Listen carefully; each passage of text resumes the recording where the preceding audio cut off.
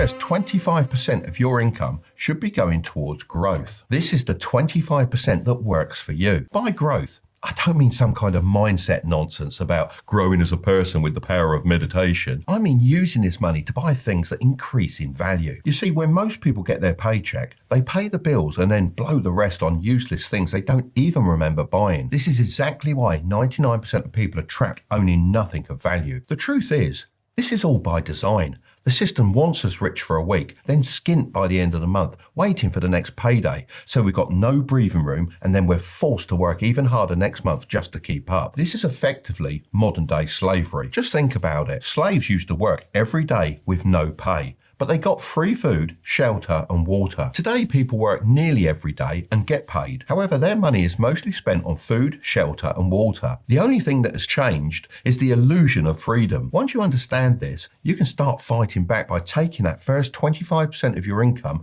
and putting it straight into assets. This is anything that grows in value over time and puts money in your pocket. The idea is that while you're out working, these assets that you own are working for you in the background. Eventually, these assets could even make you more money than your day job. You might think you don't have enough money to invest in assets. However, you need to find the money, because the sooner you start, percent of your income should be going towards stability. This is the 15% that keeps you in the game.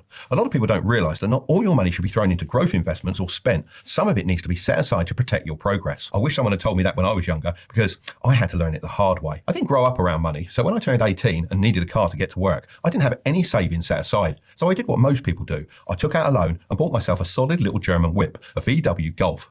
I even got a new stereo with the extra cash the bank gave me, and for about 3 months, I felt like I was on top of the world. Then out of nowhere, the engine blew up. I had no backup, no safety net, and no clue what to do. And on top of all this, if I didn't get the car fixed, I'd lose my job. So I borrowed even more, which piled on more debt, more pressure, and more stress. To me, that car didn't just break down, it broke my finances, and it set me back a whole year. If I just had 15% tucked away for stability, I'd have been in a completely different position. Most people don't have a money problem, they have a stability problem. One unexpected bill and it all falls apart. Even if you are investing, you'd be forced to sell your investments at a bad time, which may lead to a loss. That's why you need a margin for error built into your life. 50% of your income should be going towards your essentials. This is the 50% that feeds you, not your ego. Surprisingly, over 60% of Americans earning over $100,000 a year still live paycheck to paycheck, as most are too caught up in trying to look rich instead of actually becoming rich. This shows that you can be on a great salary and still feel broke every month, because it's not about how much you earn, it's about how much you waste.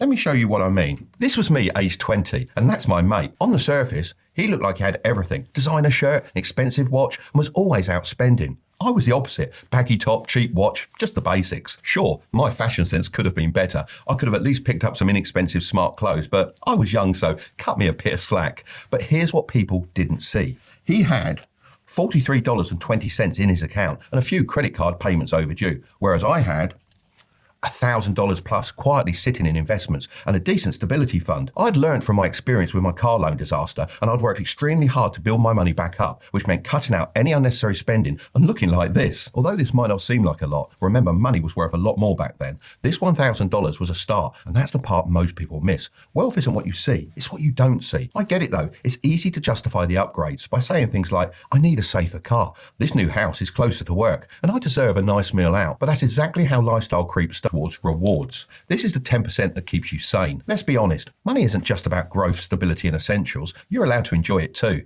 Most people skip this entirely and then wonder why saving feels so pointless. As I've gotten older, I've realized it's the little things that refuel you and remind you why you're doing all this boring money discipline stuff in the first place. This is backed up by the facts. 92% of people say they overspend after intensive saving sprints, because saving without joy starts to feel like a punishment very quickly. And that's exactly why this 10% exists. Not as an excuse, it's a strategy. Kind of like having a cheat meal. It's a thing that makes your whole financial diet comfortable and, most importantly, sustainable. But to maximize its impact, you have to be strategic with how